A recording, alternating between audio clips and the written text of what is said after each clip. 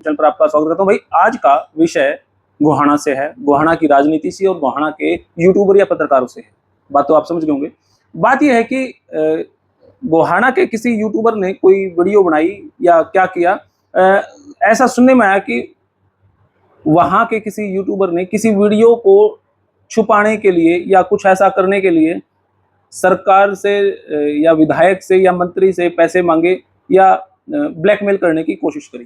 क्योंकि खुल के, मैं कल गोहाना था, खुल के किसी ने कुछ बताया नहीं, लेकिन हिंट जो आई वो इसी टाइप की आई और उसको रंगे हाथों पकड़ लिया और उसको रिमांड पे लिया गया है, जो चर्चाएं चली। कुछ लोगों का तो कहना यह था कि भाई इनके साथ ऐसा ही होना चाहिए, यूट्यूबर्स के साथ जो ऐसा करें।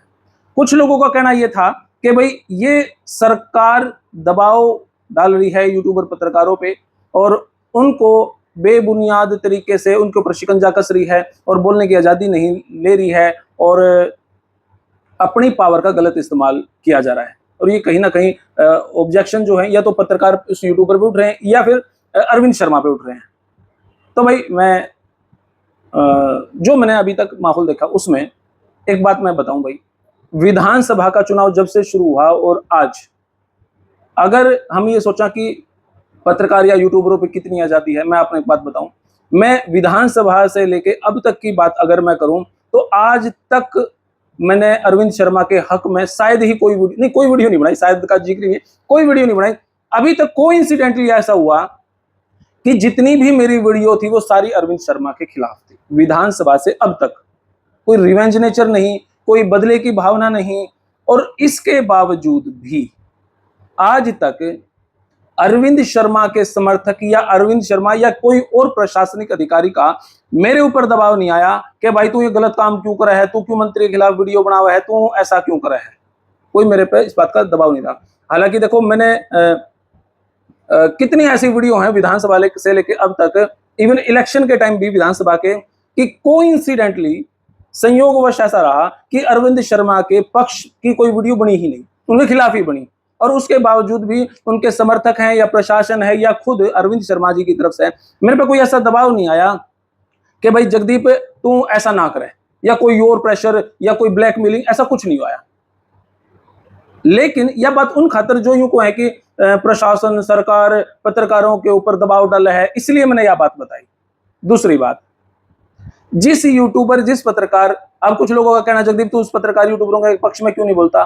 भाई मैं एक बात बताऊं, जहां पे हमने अगर सुनन में यूं आवा है कि भाई वो पत्रकार या वो यूट्यूबर की आजादी पे हमला हुआ है, तो भाई हम खुल के उनके पक्ष में बोल रहा।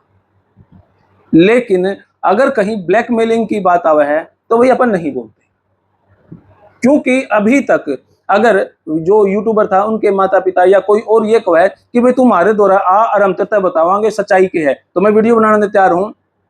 लेकिन कल जब मैं गोहाना में घूमा, 2-4 जगह गया, तो वहां पे यही चर्चा थी, कहीं ना कहीं ये मामला ब्लैकमेलिंग का ही था।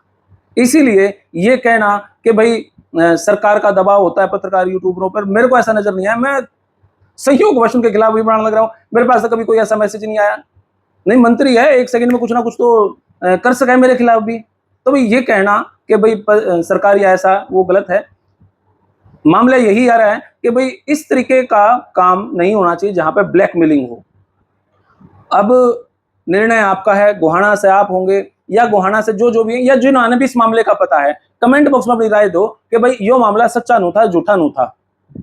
हालांकि जो यूट्यूबर या जो पत्रकार है, मेरी उससे आज तक मेरे ख्याल से कभी 1-2 बार ही आज तक मेरे ख्याल से 1.5-2 साल पहले शायद मिले भी होंगे, कभी ना कभी तो शकल ही देखी होगी, कोई ऐसी हमारी कभी बात भी नहीं हुई।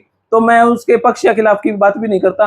और आप अपनी राय कमेंट बॉक्स में जरूर दें कि भाई सच्चाई क्या है। अगर सच्चाई इसके विपरीत हुई तो अपन घर चल के उनके माँ बाप या जो भी उसके पक्ष में बोलना चाहो उसकी वीडियो बना सका, पक्ष का मतलब सच बोल सके। तो फिलहाल ये वीडियो इतनी आपको किसी लगी, कमेंट बॉक्स में राय दे। तब तक ले देना, भारत माता की जय। Thank you very much.